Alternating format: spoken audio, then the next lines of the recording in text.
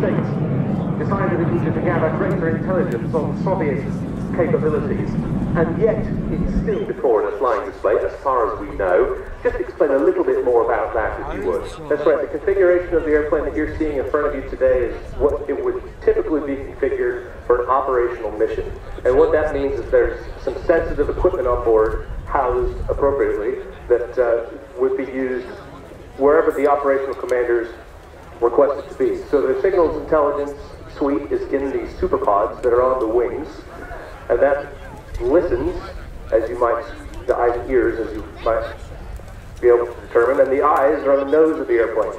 So the different sensors that we can put on the nose are electro-optical infrared sensor or synthetic aperture radar, both being able to achieve something that you cannot achieve from low altitude sensors.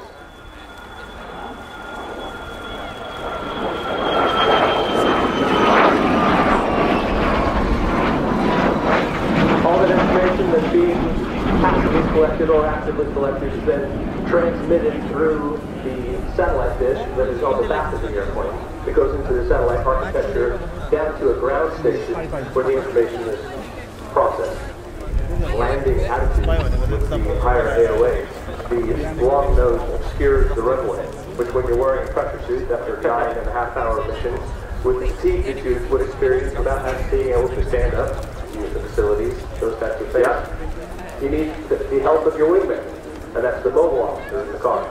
And we'll come on to that in a little while, but for the moment, we're going to go quite quiet. It's going to go quite quiet because what it's setting us to do now is what's called stimulated flame out. Well, for training purposes, it's going to be setting up for what we call a high key, setting out some drag to simulate that the engine has failed. So the example, a U-2 pilot, and knows exactly what is needed to safely land the airplane.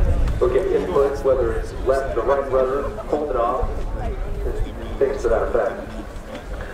So, watch out at the right-hand end of the runway as the U-2 turns onto very short finals, and let's try and listen out, if we can, for the chase car. The chase car is not underway yet, just getting underway now, and we'll soon hear the occupants talking the U-2 down and calling out the heights.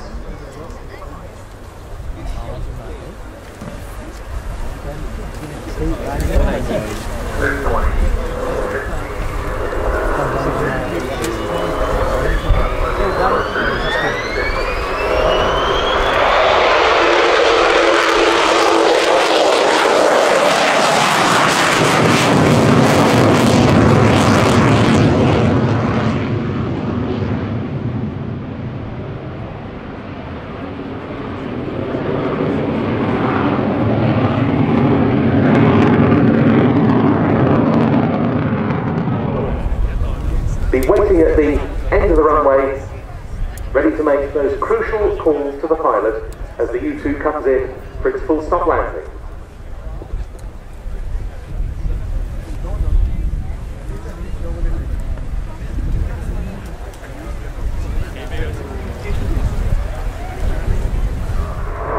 Hold it up 1 inch.